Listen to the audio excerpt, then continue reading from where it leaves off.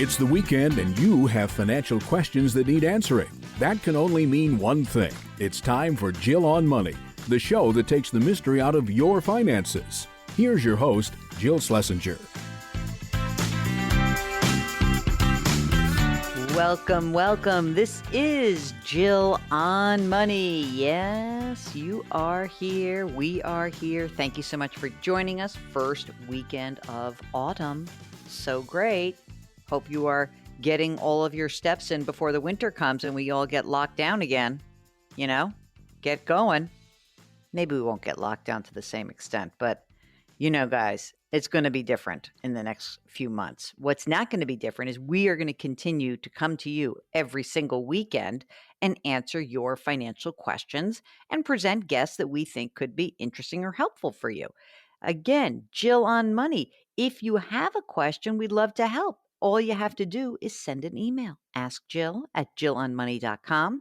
And you can always go to our website, jillonmoney.com, and there we have a contact button. It's very easy. Now, here we are starting hour number one. I just want you to know that we are broadcasting from the Capital One Bank virtual studios. Capital One, this is banking reimagined. What's in your wallet?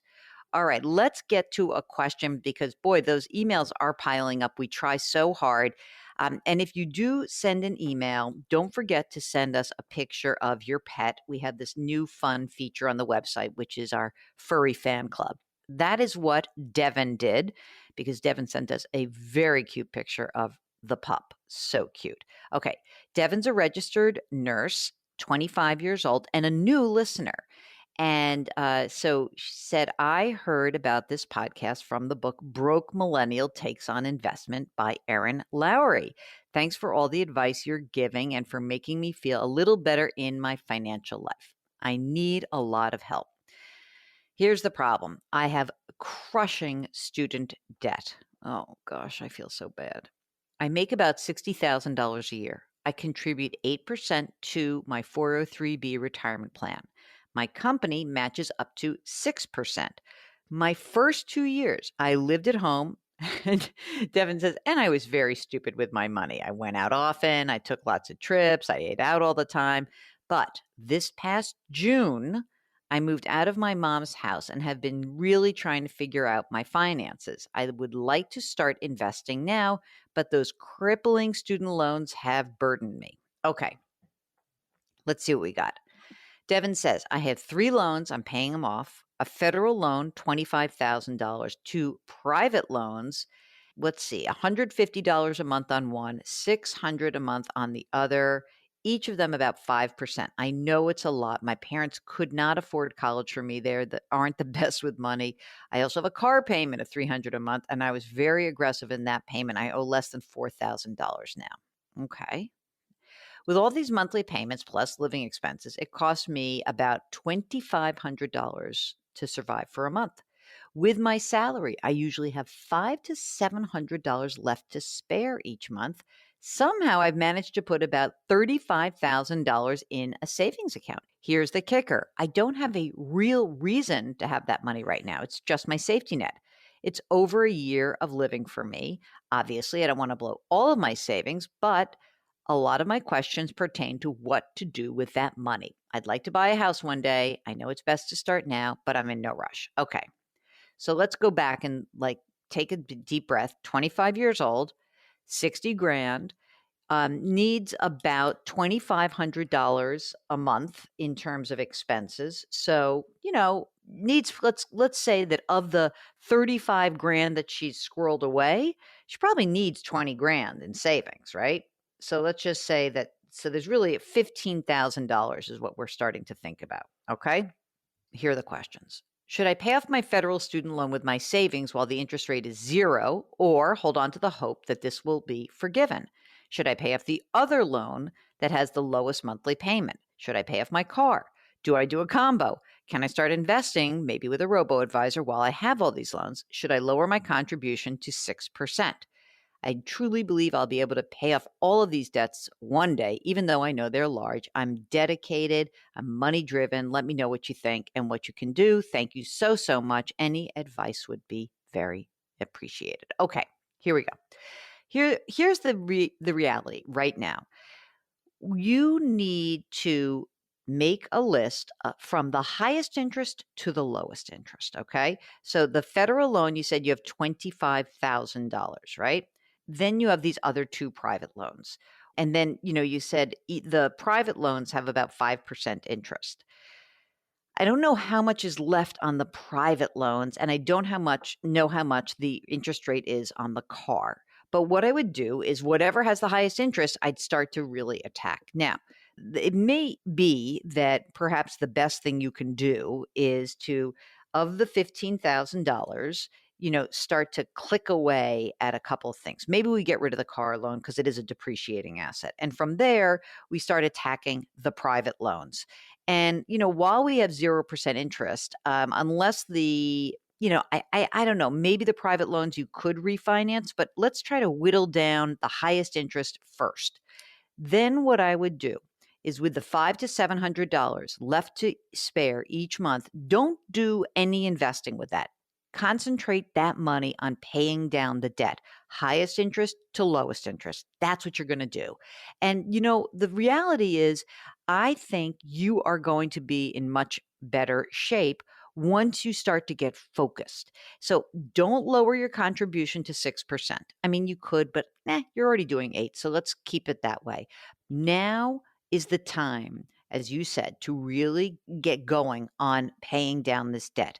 So once you've got that emergency reserve fund, you've got that, 2,500 times 6 or 8 months, and you're probably never going to lose your job just because we need nurses, that's for sure. Keep about 20 grand in your emergency reserve.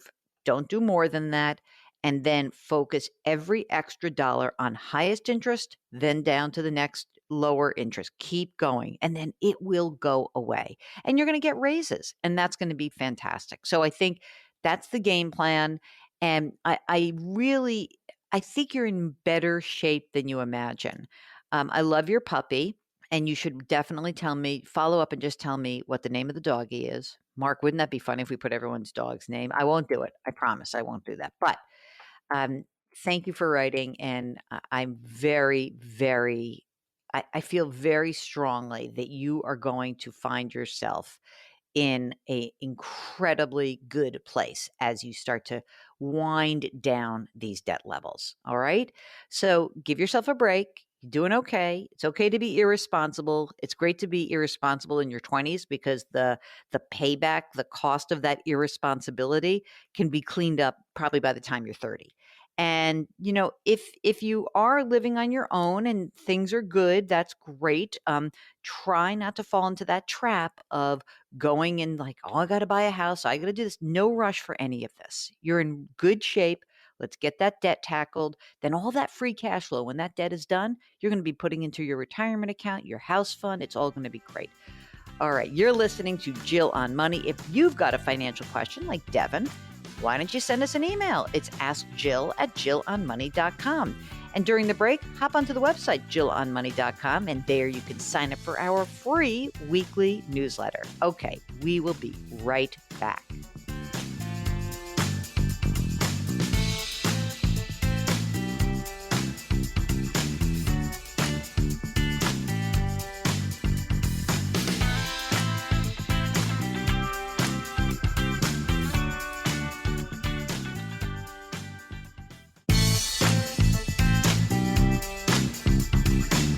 Back to Jill on Money, where Jill Schlesinger helps you take the mystery out of your finances. You're back. It's Jill on Money. This is the program that attempts to take the mystery out of your financial life. If you have a financial question, an investing question, an estate question, anything like that, why don't you just give us a shout? All you have to do is send an email. Ask Jill@jillonmoney.com. Ask Jill@jillonmoney.com. Very easy. Mark will make sure that, he might even try to wrangle you to get you on the air. We're going to start doing more calls on the air. We're getting ready for our next phase of the program, which is getting back to normal. We are broadcasting remotely, but Mark and I have figured out the ways. When I say Mark and I, Mark has figured out the way to capture your voice without even the telephone. It's a beautiful thing.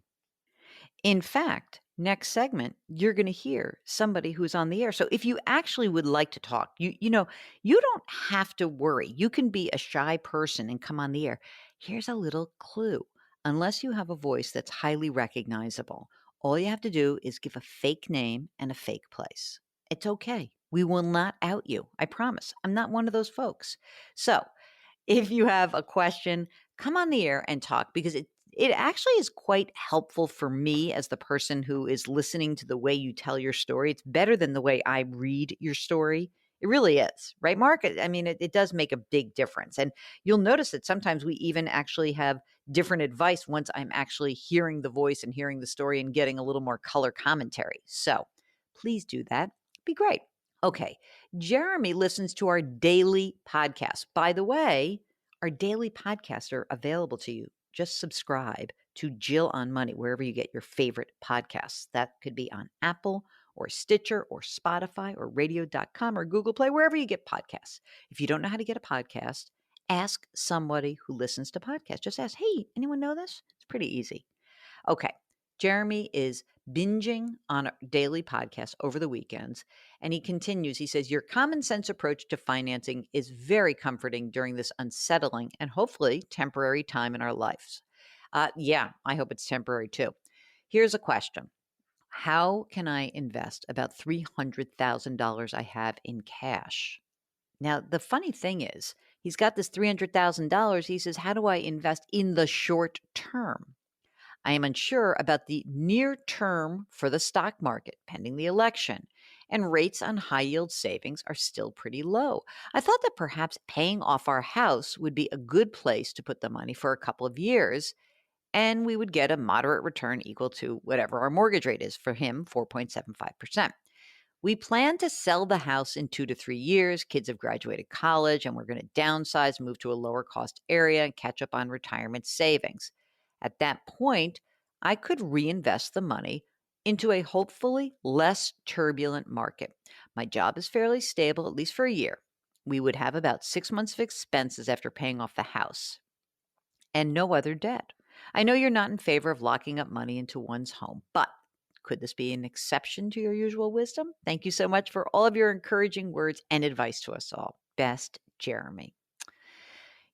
Jeremy, I understand. I feel like we've gotten this question mark in many different permutations. And I feel like everyone is really hyper focused on this thing called the election. And I don't know what's going to happen. None of us know what is going to happen. And I don't really see that we're in this, the temporary volatile markets. I don't know if that's short term, near term, intermediate, long term. I don't know. And so, in general, I just am really scared of trying to time the market. I wrote about this in my book, and it's funny because when I put this chapter in the book about one of the dumb things that smart people do with their money is trying to time the market, I remember that my book agent and great friend Brian said to me, everyone knows that not to try to time the market. Don't have to even make that. Why are we making this a whole chapter? And we had like a real fight about it. And I'm hearing so often from you guys that you're sort of tempted, you get drawn in to try to time the market. And the problem is that we just don't know. And so what happens is you get very hyper focused on this thing called the election.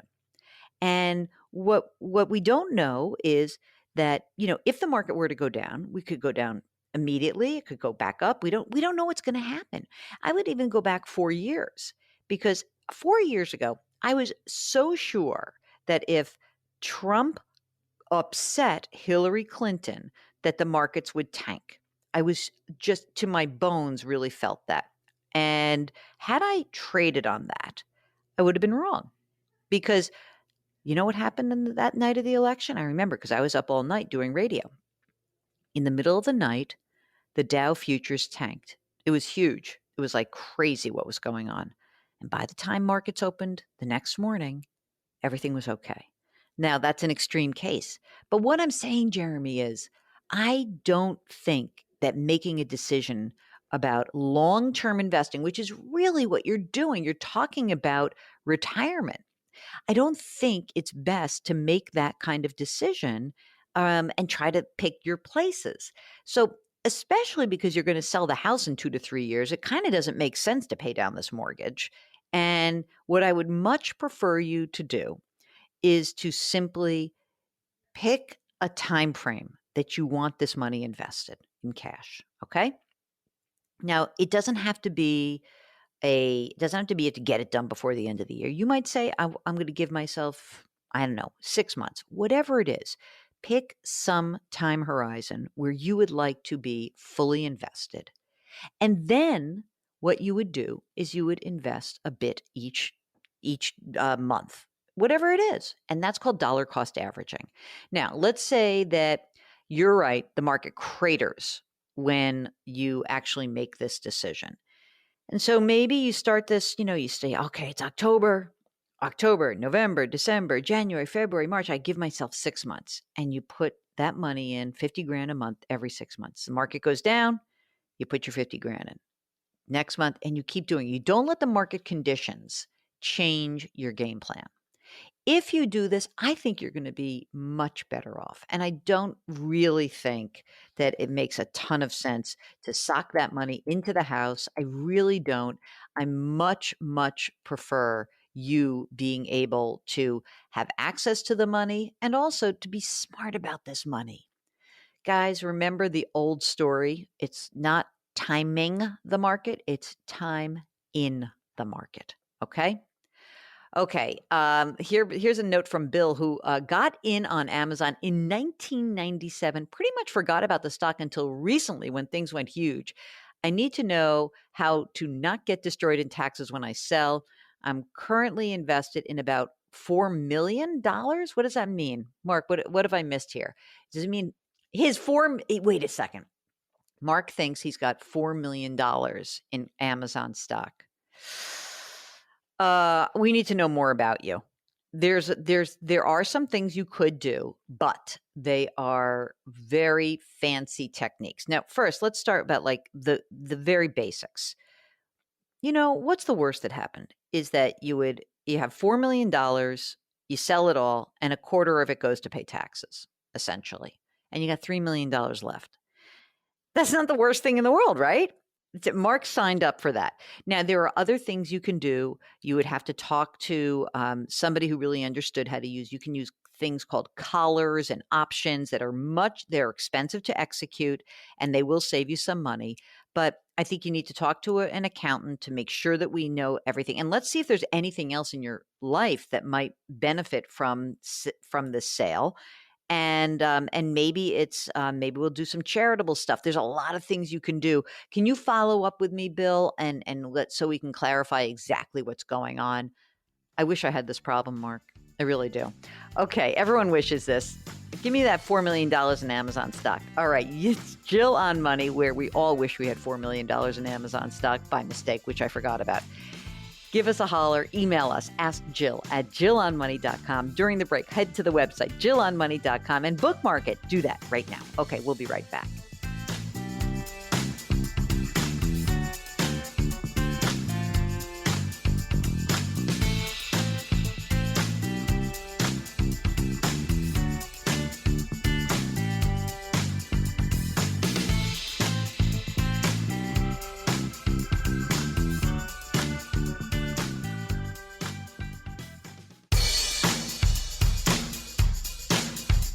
Do I invest here? Should I put my money there? Jill Schlesinger can help you. Back to Jill on Money. You're back. It's Jill on Money. And if you've got a financial question, send us an email. Ask Jill at jillonmoney.com. As promised, we got some of your calls back online. Let's go to Jess in Florida. Hey, Jess, how are you? Good morning, Jill. Doing great. Thank you so much. Tell me what's been going on for you during the pandemic down in Florida. Have you been out partying and spreading virus, or have you been a good boy? In the air conditioner, very secure. Oh, thank goodness. So what brings you on the air with us today? Tell us what's going on and how we can help you out. Sure. Fortunately, have had a lot of success during the last 6 or 7 months. I'm 40 years old. I live with a longtime partner.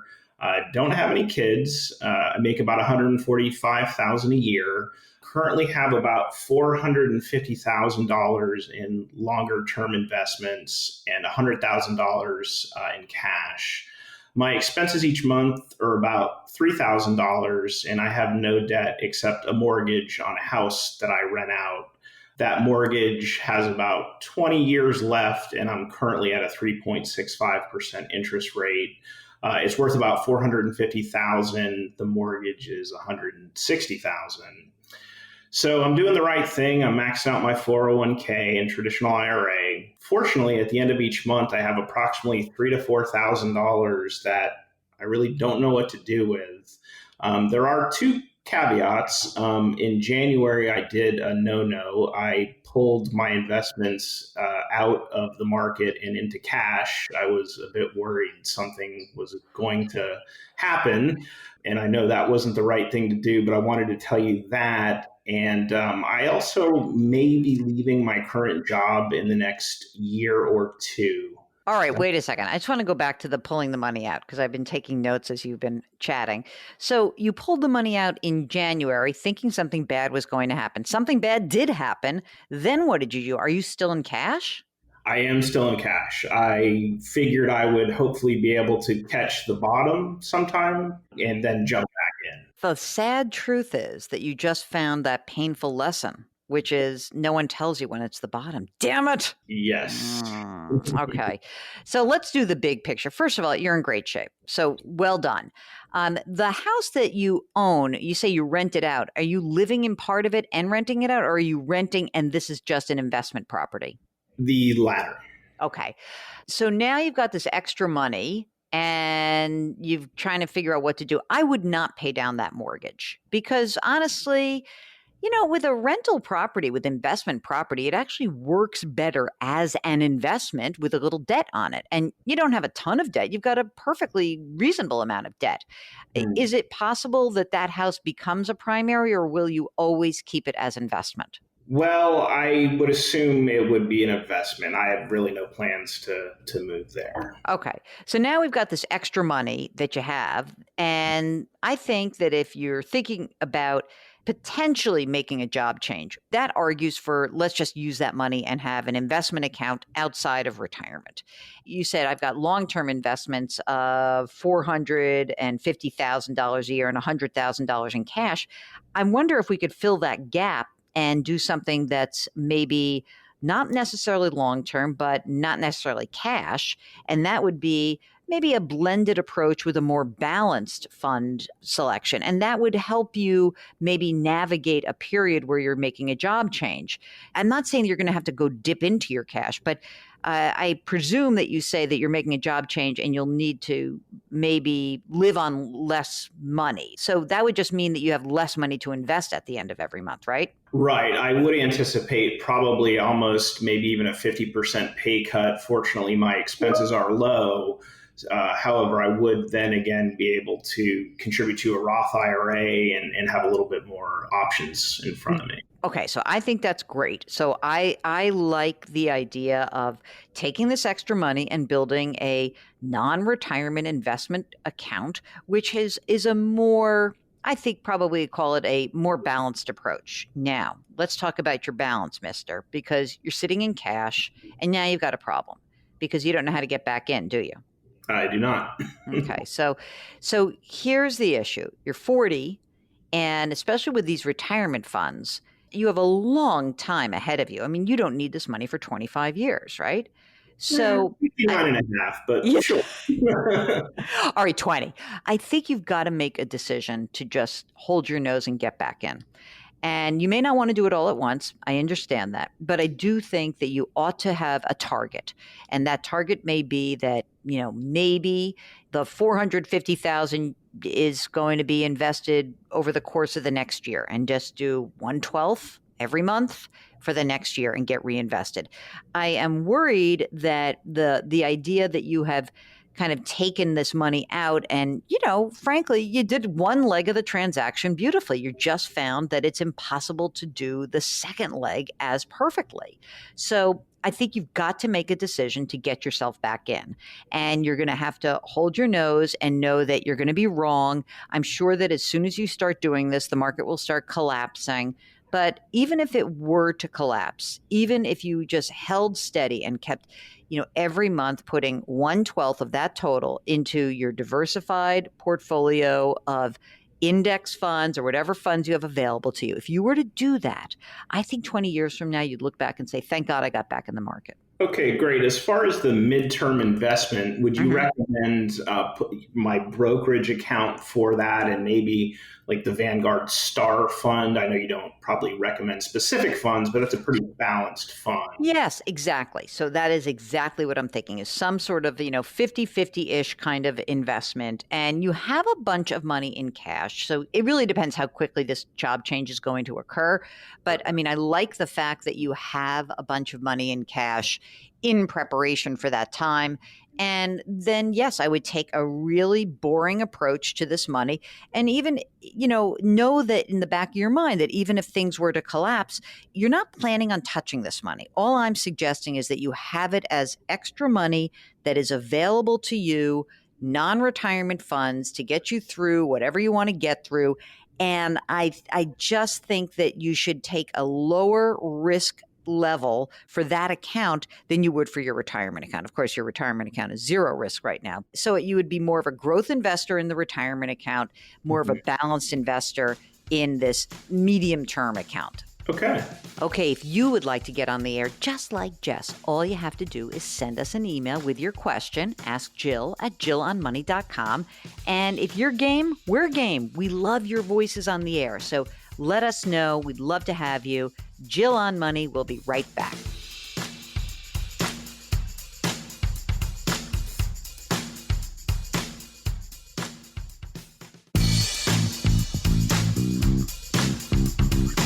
Welcome back to Jill on Money, where Jill Schlesinger takes the mystery out of your finances.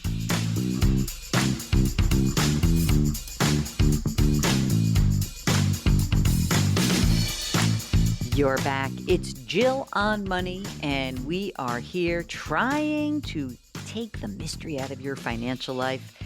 If you have a question, it could be about anything. Maybe it's about college, maybe college financing, maybe it's about the debt that your kids are piling on to get that college degree that may or may not be worth it. We don't know, but we'd love to hear from you. And if you'd like to get in touch with us, a couple of different ways. You can be on our website, which I would love you to do, because if you go to our website, there's all sorts of neat stuff there. Specifically, the thing that I love the most is Mark's resource section. It's fantastic. So check that out. And if you're there checking out the resources, in the upper right-hand corner, there is a contact button. Click it and ask a question. Do it. It's so easy. Or you can always go old school, send us an email, ask Jill at jillonmoney.com. Okay, Matt writes, "Hi, Jill. I hope that you and Mark, who needs to get on the mic with you, are doing well." Hear that, Mark? You hear that? Mark, it's going to, when you have to get on the mic? I've just decided. You're going to have to get on the mic next weekend, aren't you? You betcha. It's your show. It is your show.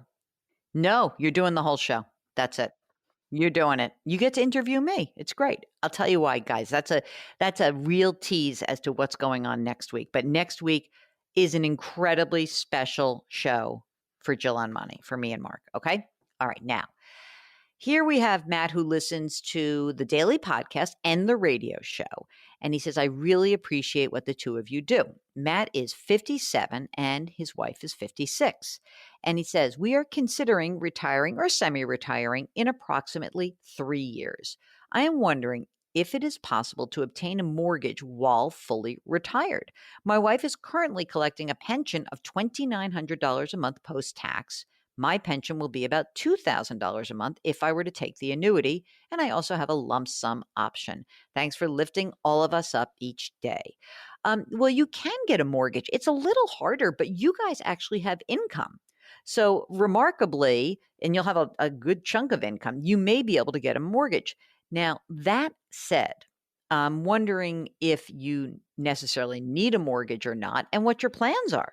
So we could maybe help you get through this a little bit, more smoothly if we knew kind of what the game plan was. Okay. So let us know what's the game plan and maybe we can help you get there because maybe you need a mortgage. Maybe you don't. I don't know.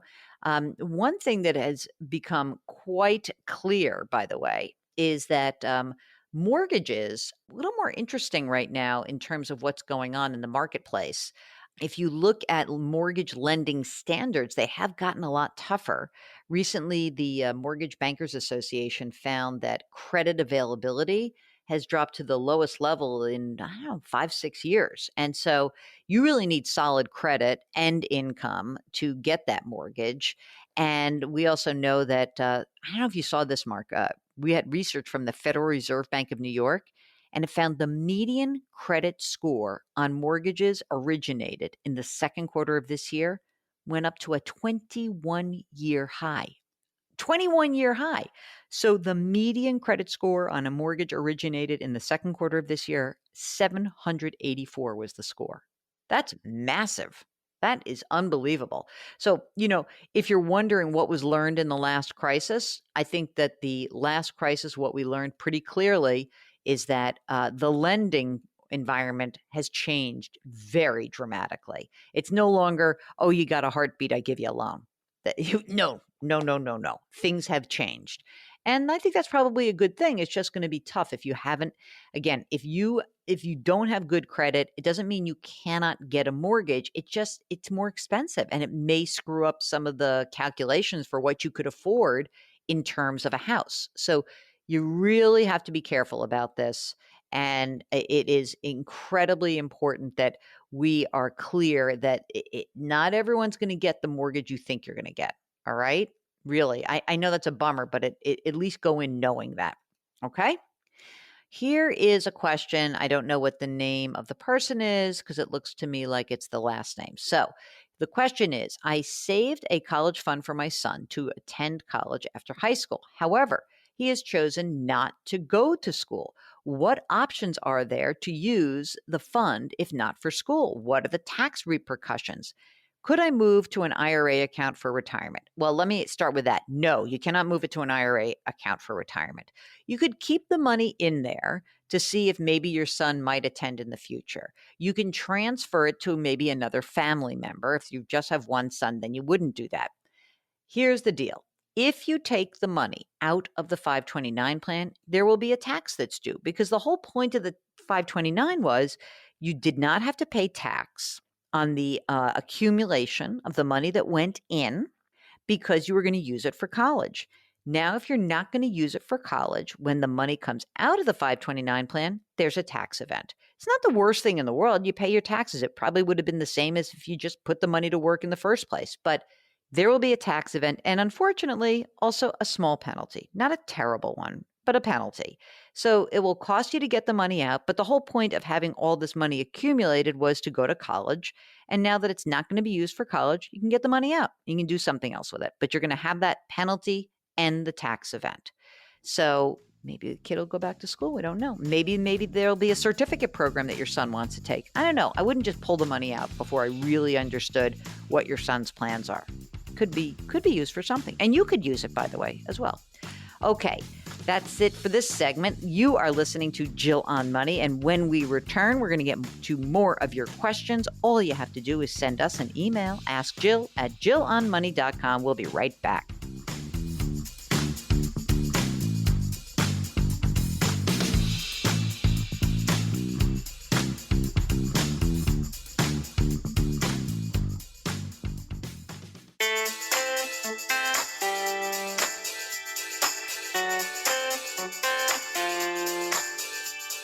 You're back. It's Jill on Money, and we are broadcasting from the Capital One Bank virtual studios.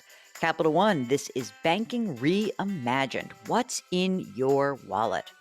Boy, I bet a lot of people were running around, scurrying around, trying to look at their bank accounts because, interest rates are so low. So, it's a good time to take stock of what you got. Really, Much better to spend your time doing that than getting into trouble, going figuring out how to buy a stupid stock on Robinhood. All right. Okay. Now, this is the program that does take the mystery out of your financial life. And Peter sent us a note. Hi, Jill. I love your show. I've been listening to the podcast. Yes, I know there's been a few iterations. Okay. Peter goes on to say, an insurance agent friend of mine has been touting the benefits of 10-pay life insurance. I've been refuting his argument, stating, as I've learned from you and other financial planners, it's generally a good idea to keep life insurance as life insurance and investment as investments. I've been trying to find information to confirm this, but there's scant coverage about this particular type of life insurance. Do you have a sense of the pros and cons of 10-pay? When would you advise for it or against it? Thank you for everything you and Mark do. That is Peter. So 10-pay life insurance is just a form of whole life insurance. And essentially, it's making sure that you pay a bunch of money into a policy over the course of 10 years to have a fully paid up policy. The problem with this type of insurance is that it is essentially extraordinarily expensive. And so when your friend is touting the benefits of it, yeah, I mean, I can tout the benefits of whole life insurance for like a 1% of the cases where it's sold. But beyond that, unless you're incredibly wealthy or you need life insurance for your whole life, we generally advise against it. Everyone listening, if you're really rich, or if you have a need for permanent life insurance for your whole life because you have a kid who's special needs or you have someone you need to take care of, that's about it. Very few cases. Okay, it's Jill on Money. When we return, we'll get to our big interview. We'll be right back.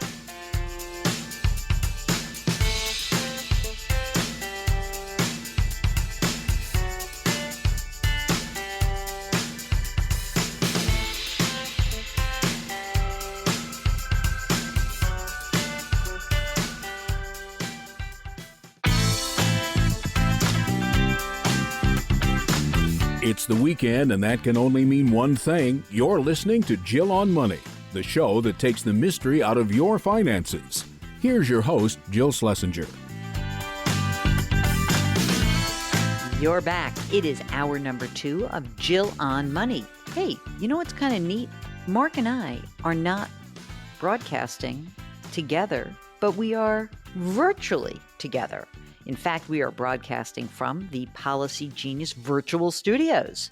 Policy Genius is the easy way to compare and buy insurance. Just go to policygenius.com. Well, it has been kind of an interesting week in the housing market, I'll tell you. As many of you know, we have been watching the real estate market pretty intensely over the last 6 months amid the pandemic. We got some news out that home sales just continue to climb. I just thought this was amazing. I always like existing homes because it's a bigger part of the market. The median price for existing homes, $310,600 in August. So $310,600. That is up 11.4% from a year ago. 102 straight months of year-over-year gains in existing home prices. Sales just keep clicking along. Lots of you have been writing in about the housing market, and as a result, we wanted to bring a guest that we had pre-recorded. This is a pre-pandemic interview that we conducted with a guest who's really familiar with this. Her name is Nicole Hamilton. She is the mastermind behind homeownering.com. And so in this part of our interview with Nicole, we're going to talk about the sweet spot for a down payment amount and a little bit about PMI. Here's our interview with Nicole Hamilton. You're on the program today because you're an expert. And you're an expert about home financing and essentially anything to do with your house and money, right? Yes. That's fair. Okay. And one of the things you have on your book, Avoid the Money Pit, Turn Your Home into a Financial Powerhouse, is a little factoid that I love. Over 80% of homeowners have most of their net worth in their homes. less than a quarter feel confident that they will get a great financial outcome. Why do you think that is? I think that homeownership is tricky on a lot of levels. And one of the primary reasons is because the financing of a home is tricky. And the way that you finance your home does determine to a great degree your outcome. There's also other aspects such as appreciation. Certain areas don't appreciate as much. Appreciation isn't that well understood. Mm-hmm. So the mechanics of how you get a good result with homeownership is sometimes a little hit and miss for people. When home purchasing sort of came into the frenzied state leading up to the financial crisis, you could essentially buy a house with zero money down, right? You have a heartbeat, we'll give you a mortgage, don't worry about it. And since the financial crisis, when people got wiped out and learned tons of lessons, I field a lot of questions with people who will say, I'm putting 50% down. I'm putting more money down. I never want something bad to happen to me again. What is the sweet spot? We know that a conventional loan is when you put 20% down. What do you think is the sweet spot? What should people be thinking about when they try to determine whether or not to put more than that 20% down or put just that 20% down? That's a great question. I think it really comes down to individual financial situation, but there are some guidelines, I would say, one of which is similar to investing, where what's your risk threshold, right? And also, how much money do you have overall? If I've seen, very wealthy people put down 50% on a home, clearly for most of Americans, that's not possible, especially with real estate prices these days. So there's a comfort that you need to sort of think about in terms of how much you feel comfortable having in the bank that's liquid, is something that you can access, versus, illiquid, which is in a home. And I think it can be a very powerful investing strategy to have money in your home, but it really depends on your individual situation. How did this 20% number become the standard bearer? Do you know? Well, I do know that real estate prices fluctuate, home values fluctuate, and 20% is for lenders a threshold where their risk is reduced. So if prices drop, if you're a bank, you want to have some hedge so that your money is protected. And so that's where the 20% comes in. And that's why if you put less than 20% down, that's considered riskier for a bank and can end up costing you more in terms of interest rates or other fees. Okay, so let's talk about not having that 20% down. And so I love the point, by the way, that you just made, which is that 20% down is to protect the bank, not you. Yes. That has nothing to do with you, really, right? Well, there are some benefits. So for example, the pros of putting 20% down, one is that you get lower mortgage rates. That's good. That's very good. One is that you get less fees. That's also good. Right. It's easier to refinance. So if you go to refinance and you don't have 20% in your home, you could find it difficult to take advantage of lower fees or other aspects of refinancing. The other point, which I think is probably most important, is it's easier to move if you have to. Because if you buy a home with less than 20% down, or let's say 5%, and the market were to drop significantly, you're really stuck in the house. And we saw that after the crash, where people, and then what do you do if you have another job? And you need to move, you're unable to have that flexibility. Right. And that mobility was, you're right, that was a real inhibiting factor where someone could say, I lost my job here, but I could move over here to get one, but I can't sell my house, so I'm tied to this place. Right. What happens when you only can put down, say, 10%? Explain the process, and let's call this the under the title of everything you need to know about PMI. Okay, so there are a lot of products available out there for people who can't put 20% down. There's 3% down. There's FHA loans, which are government-backed loans. And so there are options out there. So if you're in a situation where you can't put 20% down, typically what happens is that you're going to pay some form of mortgage insurance. And the acronym you just mentioned is PMI, which means private mortgage insurance, and that hedges the risk for a bank when they make a loan to you. And what they do is on top of your mortgage payment, you will pay 0.3 to 1% of the loan amount. And it depends very much on the rate that you pay depends on the size of the down payment, your credit score, and the particular insurer. And there may even be some regional differences Okay, as well. so 0.3 up to a full percentage point Yes. of the loan. Right. Okay, so let's back up a second. So can I shop around for PMI, or is it something that is going to be compulsory by the primary lender? So the lender, as far as I know, the lender decides the company that is going to insure the loan, but the PMI companies are relatively similar, so you won't find a great variation. It's generally in this pretty tight range. We'll get back to our interview with Nicole Hamilton in just a moment. Hey, during the break, hop onto JillOnMoney.com, and there you can start playing around with some of the calculators that we have in our resource section. Lots of stuff about housing there, so check it out. JillOnMoney.com. Okay, we'll be right back.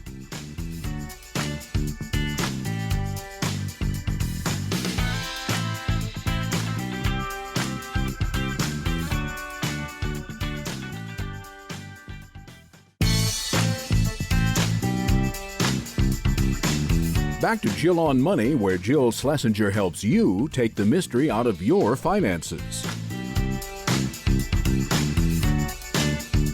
You're back. It's Jill on Money. And if you have a financial question, we'd love to hear from you. All you have to do is send us an email. Ask Jill at JillOnMoney.com. Now, we're talking about housing. We're talking about financing your house. And as I noted when I brought in the first part of the hour, I talked about how sales are just kind of going crazy in the real estate market for homes. I also noticed that housing inventory at the end of August, it is simply so low. We're actually at pretty much all-time lows here. My God, 3-month supply. Gosh, that's just not a lot of houses for sale. And so as a result, we are starting to see properties just zip off the market. Properties remain on the market for 22 days in August. Can you imagine that? Oh my gosh. Almost 70% of homes sold in August were on the market for less than a month. God, things are happening there. So you're in the housing market. You want to get in. You've run the numbers. You've done everything you're supposed to do. Okay, great. Now, you're going to say to me, I don't have 20% down. And so I always say, oh, no, don't pay PMI. But we have an expert, Nicole Hamilton, who is the mastermind behind homeownering.com. And Nicole says maybe PMI can make sense. And of course, the one aspect of PMI that is interesting is that it can be temporary. So how exactly do you get relief from your private mortgage insurance? How does it get lifted? Does that happen automatically? Do you have to do something? Maybe your home price is increased right now and you could get rid of your PMI. Here's more of our interview with Nicole Hamilton. We'll find out the answers to all those questions. I'm always worried about PMI because it feels to me like it's just an added expense. Am I looking at it the wrong way? I mean, there is this concern that market is going to get away from someone. Yeah. So when should you pay PMI? When should you just wait? Yeah, well, that's what strikes at the heart of one of the most confusing things as a consumer. Here's this extra fee, you don't want to pay this extra fee, but I think the way to look at it is there are loans that don't require PMI, but they then roll the risk into the interest rate. So there's a lot of kind of tricky maneuvering that you can find in the mortgage industry. So what the best way to compare is really to look at your total costs. Like take two loans. Take one with PMI, one where you're paying 20%, one where it's a loan that rolls the risk into the interest rate, and just do a financial analysis. How much are you putting down? How much are you paying per month? How long do you intend to stay in the house? What's the total cost that you're going to pay? And there's another piece to it which is really important to consider, which is that PMI comes off the loan. You will stop paying PMI when you've paid down your principal up to that 20% threshold. When you have 20% equity in your home, you can request, it's called borrower requested removal of PMI at 80%, so 20% equity. And unlike rolling it into an interest rate, that then disappears. So that's an interesting thing, because when you first said roll it into the interest rate, I thought, oh, great, then I know that that's deductible and that's easy. But then you don't have the opportunity to peel it away. Right. And just remember, everyone, when you're listening to this, you say, well, I'm never going to make all these payments. How can I do that? But if your house appreciates, that's another way that you could get 20% equity. So someone who bought a house in 2012 may find that the market has helped you. Mm-hmm. And so there is some thought, and I know that we've gotten questions about this, that, well, isn't PMI removal an automatic? Isn't it compulsory for the mortgage company to take that PMI off when my equity is at 80, when I have at least 20% equity? How does that work? Yes, so that's there's actually in the CFPB, Consumer Financial Protection Bureau, and they have a guideline. It's easy to Google for, and it specifies exactly how PMI should be removed. And so if it's lender requested, you can contact your servicer in writing and say, I'm at the 80% threshold. I request that my PMI is removed. But at 78%, so if you have 22%, so that's what this means is the value of your home when you purchased it, the appraised value, when your equity reaches the 22% of that amount, it should automatically be removed. And that's an automated process. And it does not matter if your home value has declined in the automatic removal. They are, by law, required to remove it. So it's worth keeping an eye on because it's not always the case that mortgage companies behave the way they're supposed to behave. Really? There's our breaking news for this.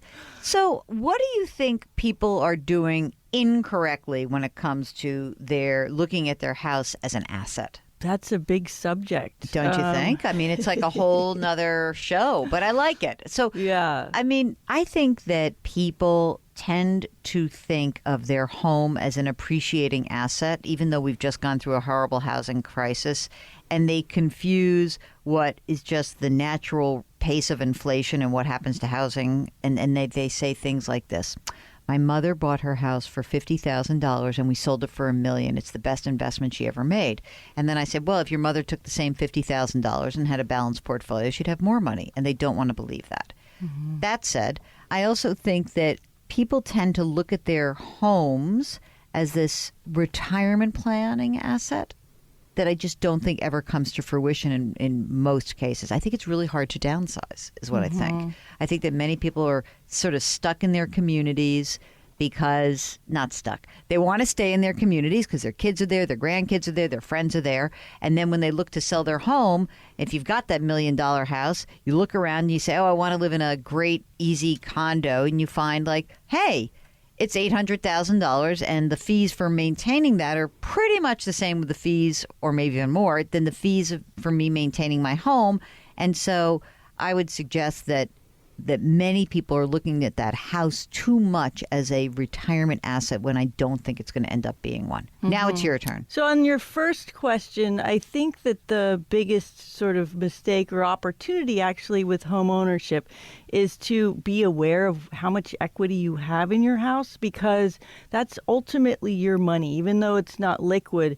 And a lot of the decisions that you make, including refinancing, taking home equity loans, even things around appreciation and selling your house, that you want to be aware of that equity. And it's, as we mentioned earlier, for most people, it's the majority of your net worth. That's a huge thing. But right. yet a lot of people don't know how to access that information. The other point that you made about should you buy a home or put that money in the stock market? That's sort of an age-old thing. And Schiller, I think, was the one who sort of wrote this paper in the early 2000s about, the returns on the stock market versus real estate. And I would say that it's two pieces. There's one is it is an emotional commitment. It's an emotional decision. It's a commitment. It's a lifestyle. Those are all things about home ownership. It's also a forced savings mechanism. So I think for a lot of wealthy people who are in, sort of a higher income bracket, you may have a lot more of your money in investments and then less in your home.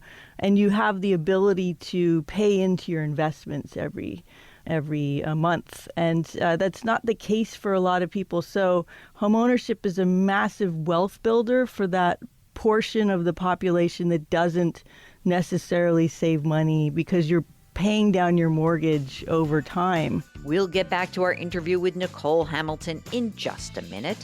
Meanwhile, during the break, how about you hop on to JillOnMoney.com? Maybe you should buy the book, The Dumb Things Smart People Do With Their Money, 13 Ways to Right Your Financial Wrongs.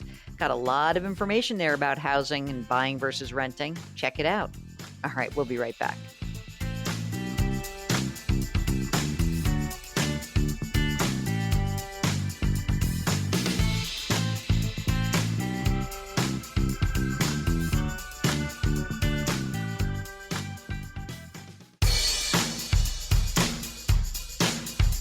Do I invest here? Should I put my money there? Jill Schlesinger can help you. Back to Jill on Money. You're back. It's Jill on Money. If you've got a financial question, we'd love to hear from you. This hour, we are talking to Nicole Hamilton. She's a bit of a housing and mortgage expert. And in this segment, we're focusing on one of the most frequently asked questions that you guys ask me. That is, do I get a fixed rate mortgage, an adjustable rate mortgage? What's the deal with the term? Here's more of our interview with Nicole Hamilton. She'll have an answer to that. But another nice thing is that when you have a fixed rate mortgage, it's fixed. That's exactly right. And that's the point I was going to make is that, for example, I rented for a few years in between owning homes in New York. And during that period, my rent would rise, 10% a year in New York City. It's this hyper fast rent price growth. And if you get a 30-year fixed mortgage, your number is fixed for 30 years. So you're paying the same amount every month for 30 years. And it's Last time I said this on the show, someone said, yeah, but my taxes go up. I'm like, okay. The principal and interest payments are fixed. Right. How do you feel about adjustable rate loans? What's your view on them? And how do you kind of put that into the decision-making process on homeownership? Adjustable rate loans are an amazing product if you do not plan to stay in the home past the adjustment date, which a lot of people do move within, let's say, 7 years. Mm-hmm. And if you move within 7 years, you have this incredible benefit of this incredibly low rate, which is below the fixed rate. And so that's a no-brainer to me if you're planning to do that. The trick is that if you're subject to rising rates. And so people who got adjustable rate mortgages, let's say in 2007, they have seen no adjustments because their rates actually went down because they can adjust down as well. The important thing to know if you have an adjustable rate mortgage is that you want to make sure that you have the income, and it's hard to predict for the future that you'll have the income to refinance, and also the equity in your home to be able to get out of it. That's really the key, because if you don't have those, no one can predict interest rates. And so it's incredibly important to hedge that by making sure that you're in the financial position to get out of that loan. What is the big mistake that people are making around refinancing right now? Well, so I think I mentioned I started a company called Tactile Finance in 2012, and that modeled financial outcomes visually for consumers. And one of the fascinating findings about that was that when you refinance, particularly when you're several years down the line, let's say 15 years or 10 to 15 years, you are at a point in your amortization where you're paying very much less interest than in the beginning. And when you go to refinance, even though your interest rate may be lower, you go all the way back to the beginning of your amortization and you actually pay more in interest than you would if you kept your loan. Wow. It's an interesting dynamic that is no one will tell you about from the mortgage world because they make money refinancing. But what we found is that there's probably up to 30% of refinances are not in the best interest of the consumer. Wow. Because you're eroding your equity even though you think your rate is lower. That's amazing. Yeah. There's some other mechanics, such as if you're 10 years into your mortgage or 15 years into your mortgage, you have a much smaller remaining loan balance. So you can take that and then pay a much smaller payment on that. But it's just there's this extra component, which is equity. So it's your equity component. So the best thing to do when you think about a refinance is to pay attention to how much equity you would have in your house if you didn't refinance and also if you do refinance. How can we do that? Have you made that easy? Should I go to Tactile Finance or your other website, homeownering.com? Yes, so that will be a product that will be rolling out on Homeownering, which is our findings from the mortgage world. Oh, that's interesting. About making it easy for consumers to visualize what to do. I think that's a great idea because, I'm a numerical person and I like, give me a spreadsheet any day. But I think the vast majority of humanity likes that visualization. So I think that's wonderful. I'm wondering how you feel about terms of loans. Another thing that we'll often hear about from somebody is they'll say, I'm refinancing my loan. I'm 5 years in, let's say, and I want to refi from a 30 to a 15. What should that person who's just kind of freaked out about the idea of having a loan for 30 years, what should that person be thinking about? Well, like all homeownership decisions, it depends on your unique situation. So, if you're in a situation where you have the money to take a shorter loan and pay less interest, often that's a good thing to do. A lot of people, it can be also an emotional decision or a retirement planning decision where you want to get rid of your debt before you retire, right? It makes you feel good right. to, not have this, and you don't know what the future will bring. Although, as you said before, that most people don't have the choice. A lot of people don't have the choice. That's correct. But again, I would say with any refinance is to often the advice is to look at the interest rate and also the total payment and see if you can afford it. And I would just urge everyone to consider the equity component as well. What's the downside? I always like to tell people, especially young people who are going to have kids and have a lot of expenses, and they don't know what the future is going to hold. They want to be, I don't want to have this. I don't want to have a 30-year mortgage. I said, well, have a 30-year mortgage. And if in 15 years you are fantastic and everything's great, then you can pay that thing down faster. Is there any downside to paying it down faster than the 30 years, especially once you're in the principal portion? No, in fact, it's a strategy that some people use to actually take a completely interest-only loan, which aren't available to all of us, at a low rate, really low rate, and then just pay the principal. So, there's that's a way that you can pay an incredibly low interest rate and also just pay down your loan by just making big lump sums into it. And I think there's a lot of creative strategies like this that are available to homeowners. Okay, we'll get back to our interview with Nicole Hamilton. One more segment with Nicole. If you've got a financial question, maybe it's about real estate, maybe it's about investing, maybe it's about estate, I don't care. I'll answer it. Send me an email. Ask Jill at jillonmoney.com, and we'll be right back.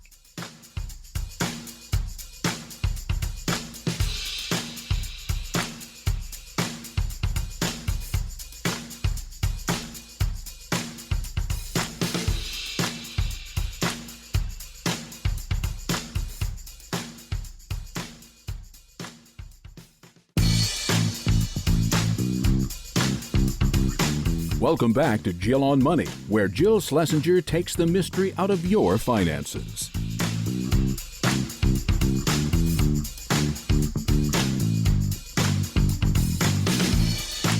You're back. It's Jill on Money.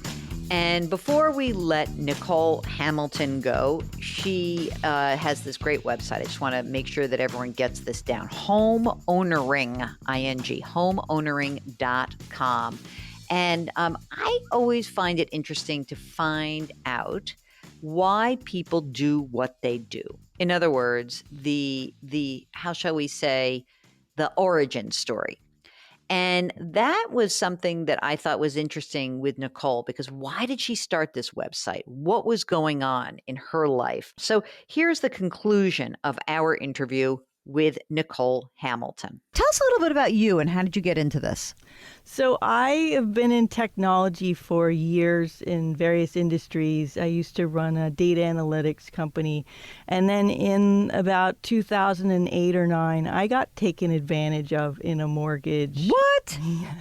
Even smarty pants like you? I know. And it was so infuriating. And it was during the crash when my husband and I lost part of our income, and it was a very, very stressful time, and we had a lot of money in our homes, and I was treated very badly by the mortgage person. It was just so infuriating. And meanwhile, all these people were losing their homes and getting, having these loans that they didn't understand and couldn't afford. And I just thought there's too much power in this industry, there's just too much opacity. It's like this critically important thing for all of us. I mean, so many people have so much money in it, and it just doesn't make sense that there's not a way for normal folks like me and you, to access this information in a way that empowers us. So I got completely obsessed. And I'm not even... As only as a data analytics expert could be. Completely. And I'm still obsessed with the mortgage industry and home ownership. It's vast and deep and wide, and there's so much complexity there. And I just got really determined, and I've been working in that space now since 2011. So. That's awesome. Yeah. When you're looking at the industry, do you think there needs to be more oversight, or is it a regulatory answer, or is it just an education empowerment answer? Well, it's a great question. I'm not a proponent for overregulation, but I was just thinking about this the other day.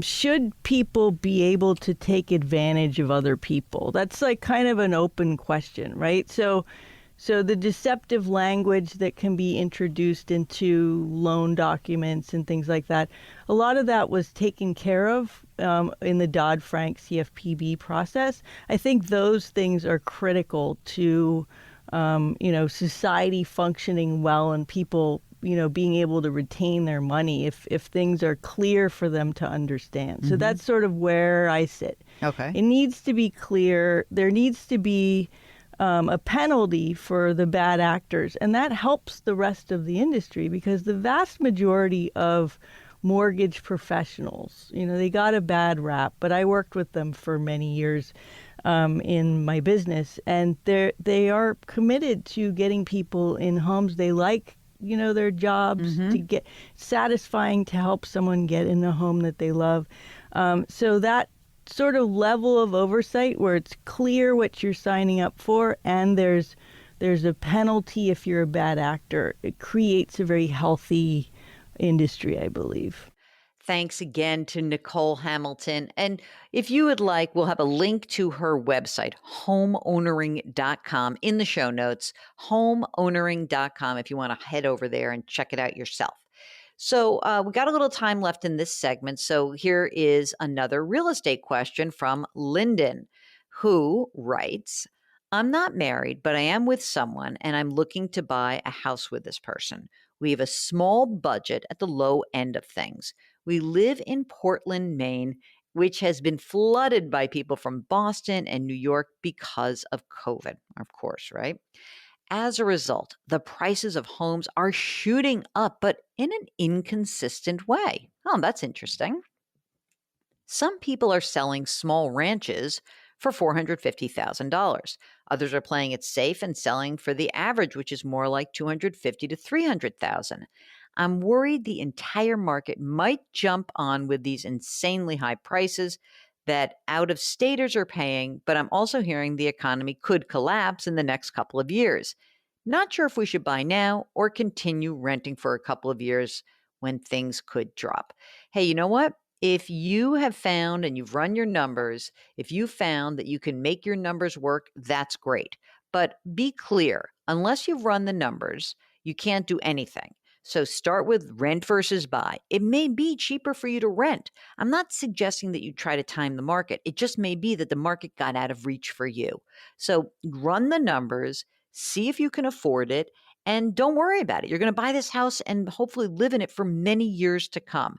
Again, timing the market, whether it's stocks or real estate, not really smart. So it's important that we get you focused on what you can afford and try not to get caught up in some crazy bidding war or anything like that. Run the numbers, stay true to those numbers, and do not go beyond what you can afford. Okay? You're listening to Jill on Money. If you have a financial question, we'd love to hear from you. All you have to do, send an email. Ask Jill at jillonmoney.com. Okay, we'll be right back.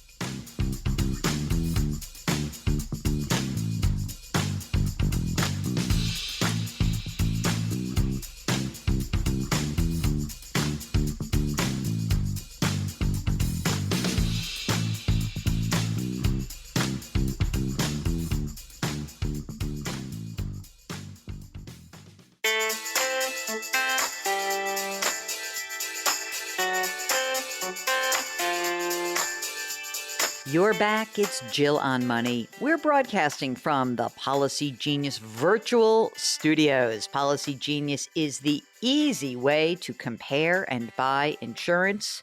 It's also an easy place to go and do some estate planning because they've got this new online module that's pretty cool. So you can go to policygenius.com to figure out whether or not you can get some cool insurance products or do your own estate planning. This is a note from Mary Jane, who is responding to an article that I had written about the difference between the stock market and the economy.